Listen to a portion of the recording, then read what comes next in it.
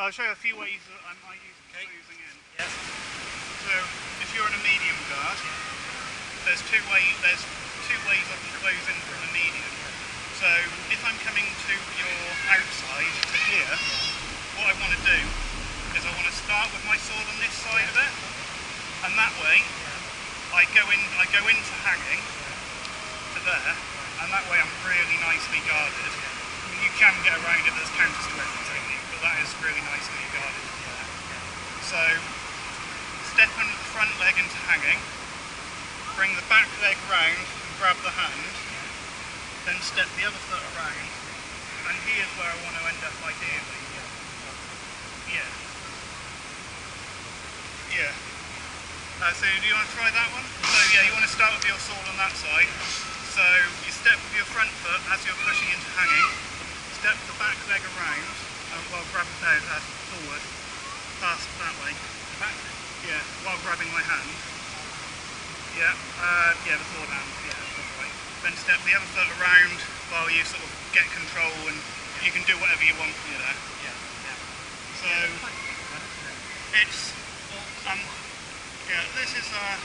this is my footwork. It's not really sort of in silver. We're pretty much always front foot leading. But I've got a passing step. So quick step with the front, into a passing step, and then into another step there. So it's just a triple. It's 3 steps starting with the front leg. So 1, 2, 3. So it's 1, 2, 3. So go through it again soon. So 1, 2, 3. Good. Yeah. Start at the front foot and you walk 3 steps. It's simple. But it does seem to be very tricky for a lot of people, just because they've gotten to this mode of moving like that, and then when they're suddenly passing them,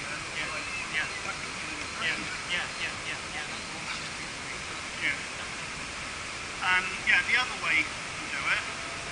So if you seem quite intent on stopping me getting to this side of you, you're trying to circle round, I then go the other way. So, and instead of having the sword this side, I start the sword on this side, and instead of going to hanging, I go into sword arm protect. 2, 3.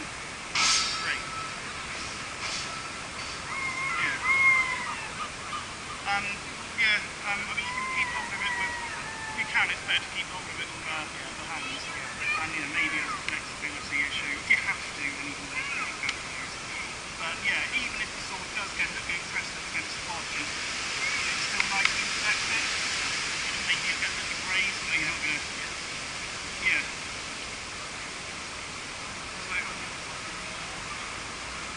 So if we go into it again, and sometimes I'll mix it up. If someone knows that I'm quite intent on doing that to them, and they've seen me do that a few times, then all of a sudden I might mix it up and I'll put the sword that way, and then they're not expecting it, especially if I start with the sword there, and then I just quickly do that. So put it under and around. So want to try that? Okay, I think we're miles away from where the camera's facing.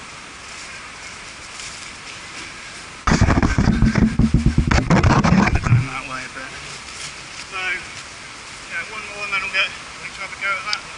So, with the sword this side, step with the front foot as you're going into sword arm protect, step around, and then to there. Oh, it's 2 steps actually rather than 3. But it all depends on what angles you end up with. So you want your sword that side. There, cut me. Just over, that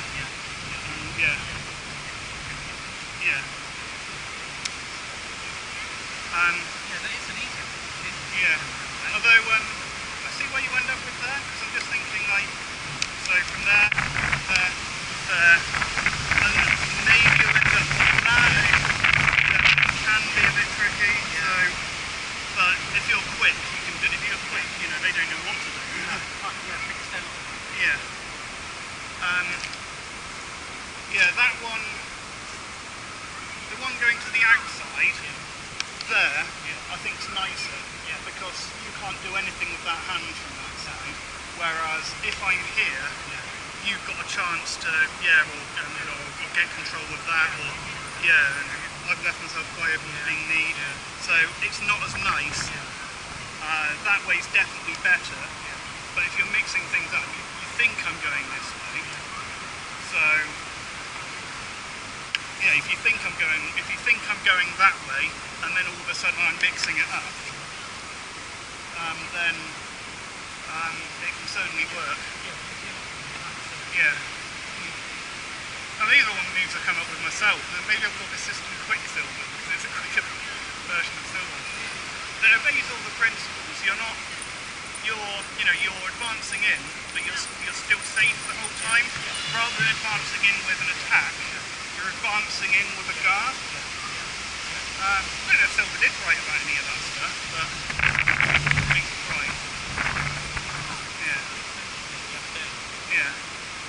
And there's another ways of advancing into guard. So if you're in hanging guard, open fight, sorry, and I'm in medium, what I can do there is, if I advance in quickly and really extend forward as fast as I can take control from there. I don't think it is that risky actually. If you're really advancing in, I mean you're leaning far more forward than you normally would. I'm exaggerating a bit now, but it's quite safe and it's quite quick. And of course, so you can do St. George's, you can do hanging.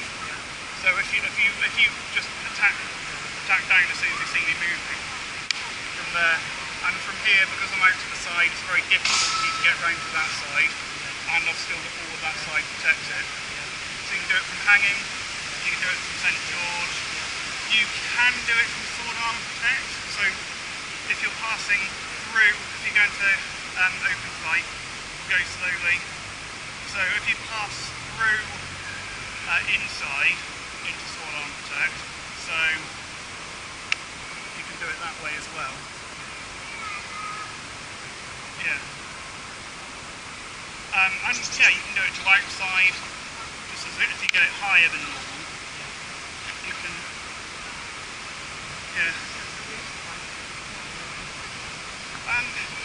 open fight is good, you need to know how to use it. It's really threatening, and the other good thing about it makes it very difficult to judge distance. So if you go into medium guard, for example, from here you can tell how much range I've got by sort of looking at where the overlap is between the swords.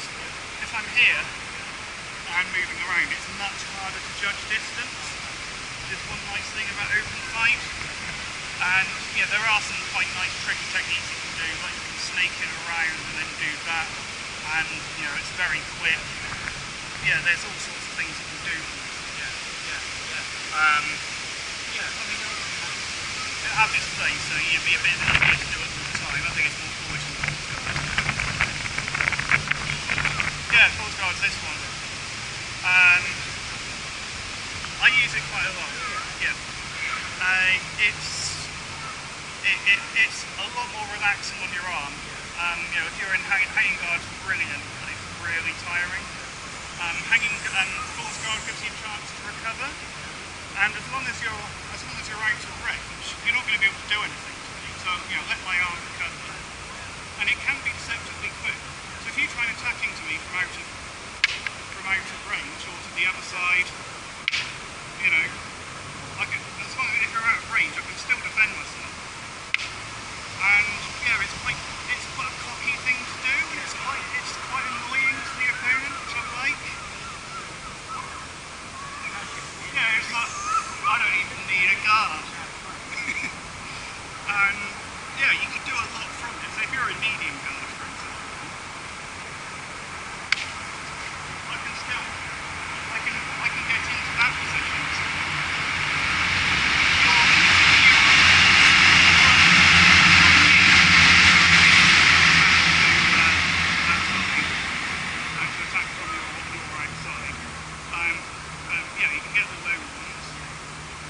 high, you can block to outside, you can block to hanging. So you can block to any direction. You've got a few attacks, you've got a few different guard options. And one of the things I've taught you about this sparring a few times, if you go into hanging, again, like the open fight, it's quite difficult to judge distance.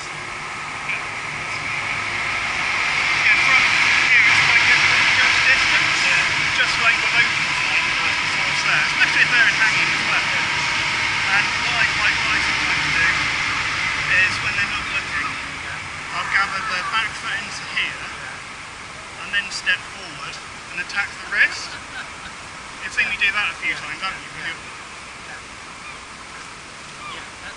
Yeah. Try it again. It's too quick. Yeah. It just comes out from nowhere. Yeah. Yeah. So there's a lot of things about Fool's Guard I like. Yeah. If they're starting to pile in towards you, you know, if I'm here and I haven't been able to do anything in the meantime, and you've been piling in towards me, I want to get out of Fool's Guard quickly, because you know, once they start getting close and they're coming towards you from Fool's Guard, you are just too open. It's something you want to do from outside of distance.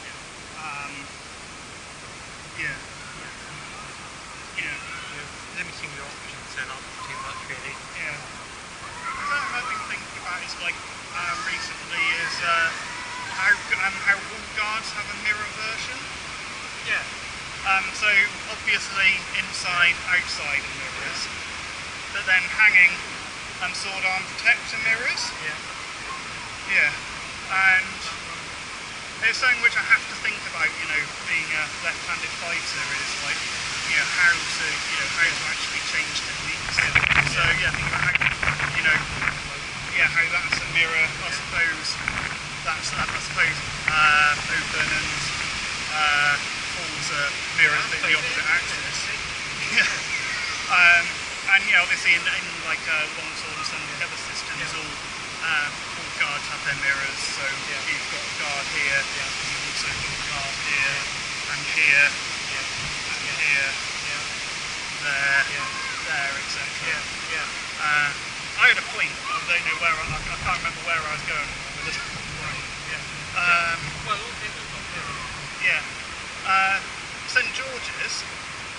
I haven't seen this in any manuals, but there is also a mirror. I suppose there's a mirror that way as well, which I have used to close in successfully.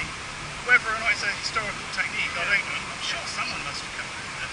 So if you go hanging again, open, sorry. I don't get those mixed up. I'll try, so attack that way as well. That's what feels most comfortable. Quickly, you know. I suppose what's important is you get a good strike out with it. On side. I've been thinking about how, I don't know if this is really, this philosophy is really going to go anywhere, but moving beyond thinking of guards as distinct entities and thinking of them as being part of the spectrum. So, from inside, so I've got that inverse St George, but there's no point where an inside becomes that. And I suppose, there's no point between where you get from an outside to a St George and from St George to a hanging.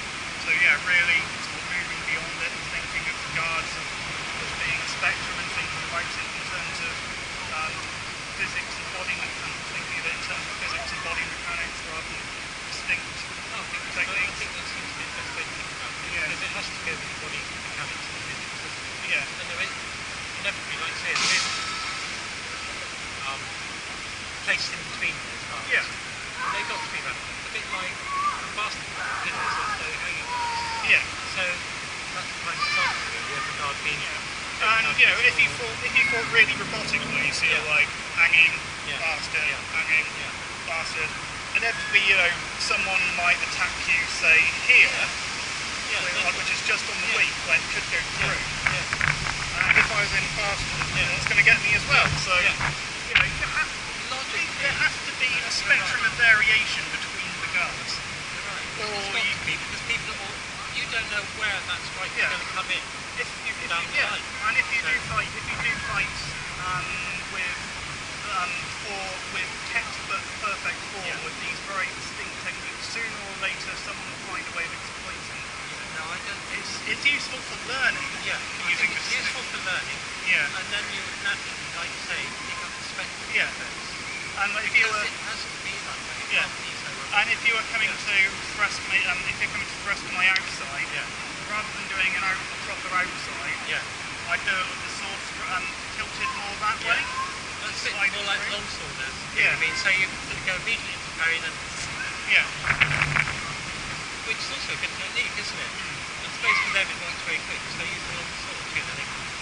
Suddenly it's not there. I think beginners certainly need to learn lots and lots of distinct techniques. Just as a map, really.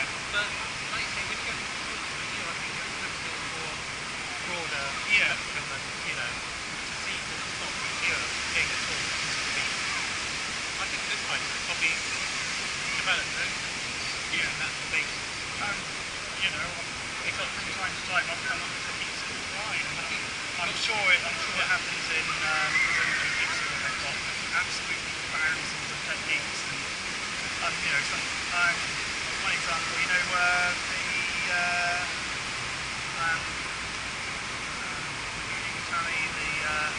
the arm bar. I remember the Japanese what the English name. But the proper way of doing it, both legs across there. And sometimes in a judo I found that getting my other leg over there doesn't really work. So I'd have to put behind the head. It's got to be a varied technique. Because how else can you be a good fighter? Because otherwise, like you say, if you fight just according to the book, they're going to see how to get in there. Because I'm sure, don't you? Let's try some of these techniques anyway. So, the one I was doing for Fool's Guard, so if you go into Fool's Guard, right, so I'm in hanging, I think I'm nice and safe. So you just want to get into a range where you can do that, and it's very difficult. I can't tell if I was in range to do that very easily. So I think I'm safe here, and then you just bring it up fast, and you got, if I was experienced of dealing with people who did do that, then I might be able to do that.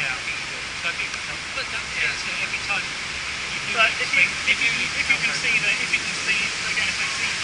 they're going to dodge, then attack again. I think these upward cuts, they're quite, they seem to have no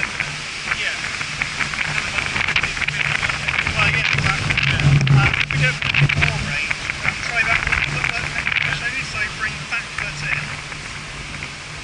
So just back foot in and gather in. So attack that way. So back foot in, step forward and slash up. I need more range for that. So just front full, back foot, forward as you're stepping. Anyway, so break it down. So first, back foot in. You want to make it as unobvious as you can with the back foot coming in. Like, you can't see me doing that, can you? So back foot coming in, gather up. And sword starts moving first as the foot comes forward. So I'm in hanging. Not bad. I mean, that's great if you can get deep enough to do that. I mean, that is just a small step. Okay, try again. I'll try and get out of the way. Good. And that's a good one. So, open fight. So, gather in, go from medium, and gather into a St. George. Really thrust the sword forward as you're coming in, and just gather in. Yeah. So, yeah, and I'm nice protected there, and then you can just cut me in the back or whatever.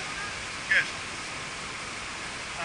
Try some of the other guards. So, if you want to do it to an outside, obviously you want to be moving this way instead. Yeah. If you're doing it to an inside, you want to be doing it to that way. Yeah. So yeah, you really want to just think about where the blade's protecting you, and given that, where you want your body to move. Yeah. So if I'm protected that way, I want to be getting around here. Yeah. If I'm protected that way, I want to be moving around here. Yeah, so I'll gather in towards you. Yeah, and yeah, into whatever guard you want. Yeah. So, good. Yeah.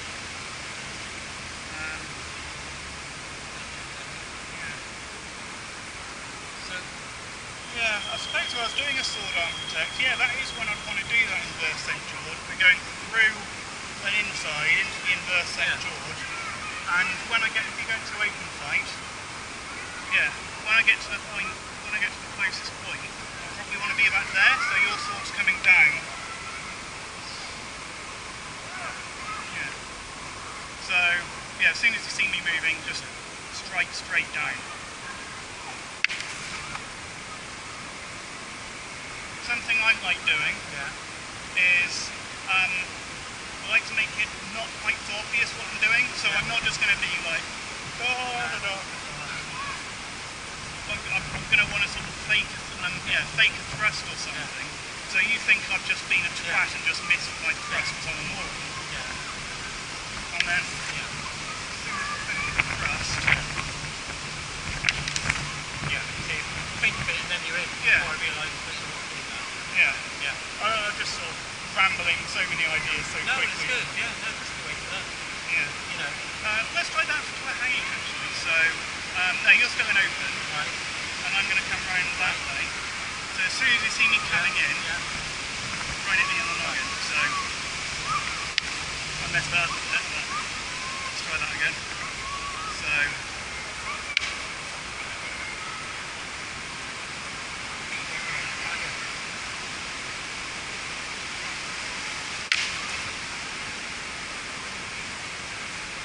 Yeah, that's the safest place to be, really, is yeah. within that. So, you know. Yeah, I think that's the only way you're going to beat those long-stick people, really, is because the inside they're equal. So that's the 7 point Quicksilver. So, yeah, a few ways of getting